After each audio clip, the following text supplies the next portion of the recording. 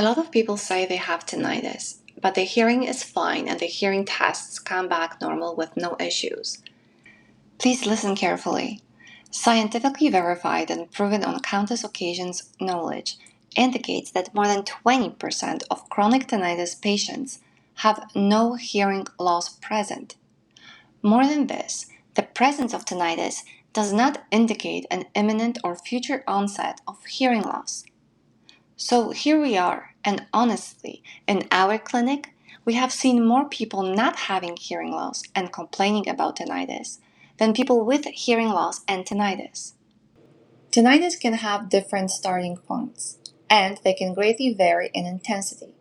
Sometimes tinnitus begins gradually, starting as a slight tinnitus that may only occur once in a while and usually at night. During the day, we might not even be aware of it. On the other hand, tinnitus can also manifest suddenly as an extremely loud and annoying sensation just after you've spent a night at a rock concert or visited a nightclub with very loud music. The difference between these two types of tinnitus, one starting gradually and the other manifesting at a very intense and annoying level, is huge. So that's why you often come across many supposed miraculous methods that claim to make tinnitus disappear or provide long-lasting relief.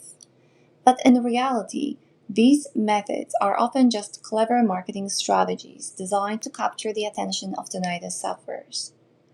To make matters more challenging, there are actually over 200 different factors that are known to contribute to or even trigger the onset of tinnitus. Please be aware that not all tinnitus conditions are equal. The main symptom is usually of the same nature: noise in the ear, ears, or head. Still, there are so many others, and what is even more important is that proper medical professionals should always investigate the cause of the tinnitus onset, starting with a family physician. When tinnitus gradually appears and progresses, it serves as a warning sign. It tells you that you must take action as soon as possible to prevent tinnitus from becoming an uncontrollable monster that will slowly take away pieces of your life. Please don't ignore it, but take steps to address it. Once again, we encourage you to subscribe to our channel. It's where you can find answers to most of your tinnitus-related questions. Our specialists, with over 15 years of experience working closely with tinnitus sufferers, provide valuable solutions and insights. By subscribing, you'll gain access to a wealth of knowledge and support we want to share with all tinnitus sufferers. The nature of tinnitus. We have chronic tinnitus, which persists for an extended period, and there's temporary tinnitus, which comes and goes on its own. Let's explore these two types further.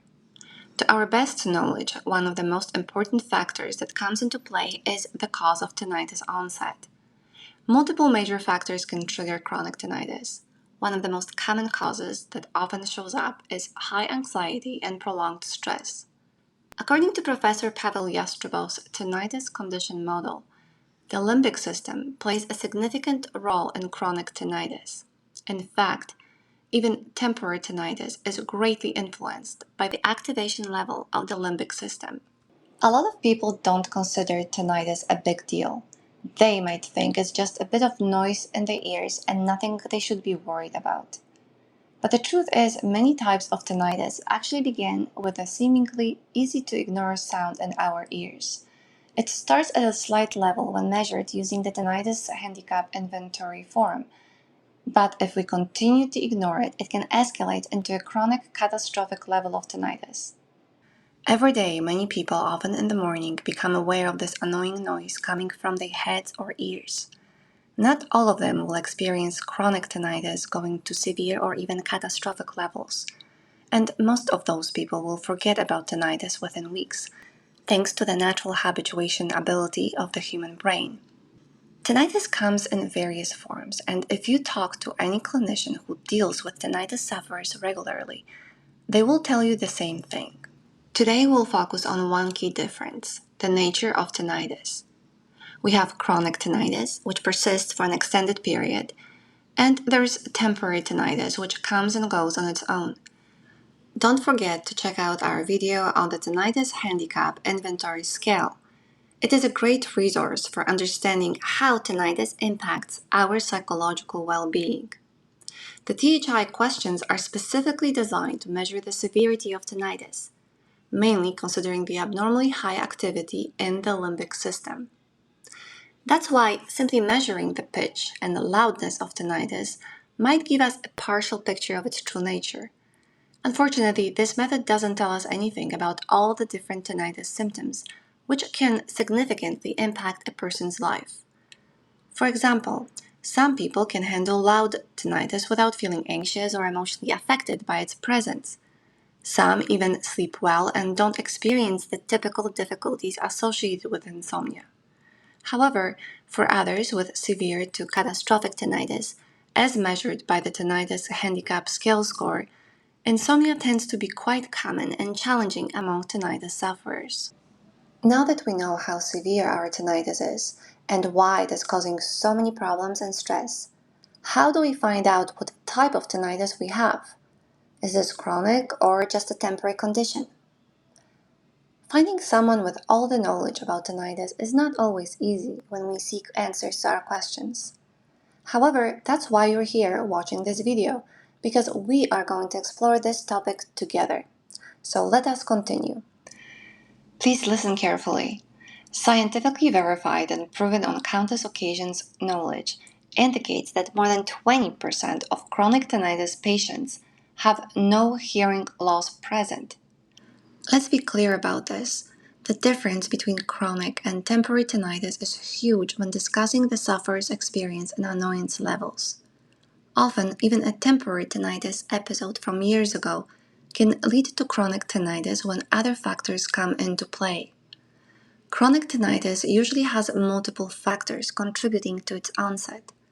Gradual tinnitus onset is often associated with chronic tinnitus, but sudden onset can also result in a chronic condition later on. The initial strength of tinnitus noise and symptoms, whether it's slight or catastrophic based on the Tinnitus Handicap Inventory Scale, plays a crucial role in the success of natural habituation. Natural habituation becomes much more effective when we closely follow the strict guidance and instructions. Our message to you is clear. Regardless of the reason behind your tinnitus, we must do our best to make a difference in how it develops in the future. And with the onset of tinnitus, we should make an effort to support our brain as much as possible to improve the chances of reducing tinnitus symptoms, and eventually habituating to the tinnitus by starting this process right away and treating this as an important part of our daily activities. Don't forget to subscribe to our channel so you won't miss any future videos we have in store for you. Stay informed and take control of your tinnitus journey today. As mentioned in our previous videos, our expertise is based on years of practice treating thousands of tinnitus sufferers in our professional lives. There are cases of people making a quick and lifetime recovery from the tinnitus symptoms, and others getting worse. And this is the reason why our experience of working with so many patients has enabled us to successfully modify our treatment and therapy programs over time to accommodate not only the most current research findings from the field of neuroscience and psychology, including the newest technology available, but also by working closely with our patients, we continue to apply the most important and priceless information directly from them. In addition to our work with patients, we take into account feedback from their families, which allows us to create a personalized approach to each individual's needs and care. Many of our patients see themselves as successful individuals without financial or health issues. Some don't experience hearing problems or have a history of exposure to loud sounds. However, almost all of them share a common thread of long-term stress. This holds true regardless of how seemingly pleasant and happy their personal lives may appear at the moment, especially to someone who isn't well acquainted with their life stories and history. We're also noticing another group of patients more frequently nowadays. This group includes people with tinnitus who have been fitted with maskers and hearing aids, but the maximum output isn't properly adjusted to their comfort level. Additionally, there are individuals with chronic anxiety issues or a history of such problems, but they haven't received the necessary professional psychological support. A lot of these individuals exhibit all the symptoms of catastrophic tinnitus, with tinnitus handicap inventory scale scores well above 60 points.